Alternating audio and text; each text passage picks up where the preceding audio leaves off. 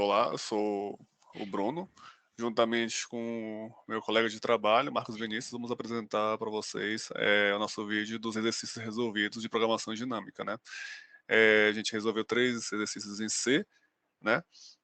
Logo aí estão as imagens dos inputs, outputs e exercícios resolvidos, né? E agora eu vou passar para o Marcos para ele explicar um pouco os códigos, né? Bom dia, eu sou o Marcos, né? No primeiro exercício que a gente resolveu, ele consiste aqui no número 1143, né, do site LeetCode. Ele consiste na maior subsequência comum. Aqui no caso eu tenho todos os códigos, né, que a gente desenvolveu na linguagem C. Nesse caso a gente precisa descobrir dentre dois textos, né, o texto 1 e o texto 2, qual é o comprimento da maior subsequência comum, né? No caso, uma subsequência comum de uma string, é uma nova string que é gerada a partir de uma string original, né? Com alguns caracteres.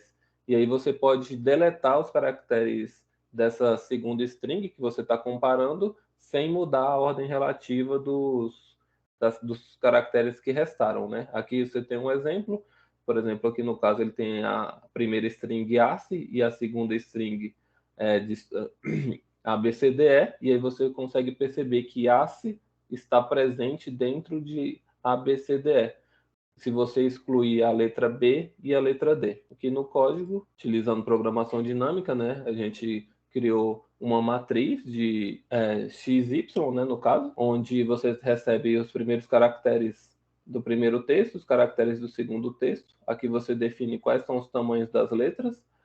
Aqui você faz a criação dessa matriz, né, I e J. Aqui você faz a verificação entre as linhas da linha entre as linhas da primeira palavra, né, e a coluna da segunda palavra, e acaba verificando quando existe um match, né, quando a letra da primeira palavra é igual à letra da segunda palavra. Caso isso ocorra, você acrescenta dentro do valor do tamanho, né, e aqui no caso, você retorna esse valor. Vocês podem verificar essa questão acessando o link e colocando o código no texto, né? Uma vez que você realiza o login. A segunda questão que a gente resolveu foi de subir escadas, e aqui no caso ele diz que você está subindo uma escada e ele te passa um número de degraus, né? Para você chegar no topo.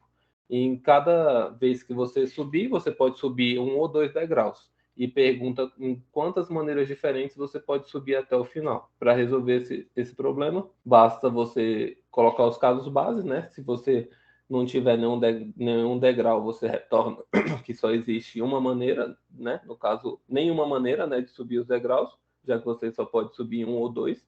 Se existe se existe um degrau, você só pode subir um degrau no caso, você retorna o próprio número. E se existe 2 degraus, você pode retornar as duas maneiras, né? Que você pode subir um em uma vez, ou você pode subir os 2 degraus de maneira imediata.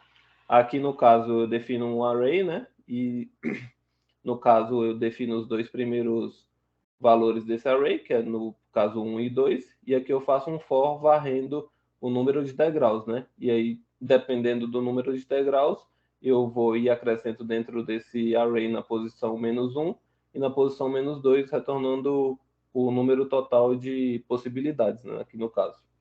E a última questão é semelhante à primeira, e ele pergunta se, dentre duas strings, né, ST, ele retorna verdadeiro, se existe se for uma subsequência de T, né, ou falso se for mentira, né, se isso não acontecer. Então, de acordo com a primeira questão, ele te passa duas strings, ABC, e a outra string A, H, B, G, D, C, e aqui você pode perceber que ABC está presente dentro dessa string maior, se você excluir os caracteres H, G e D. E aí, semelhante com o primeiro exercício, né? Aqui a gente define o booleano, né? Que ele vai retornar verdadeiro ou falso.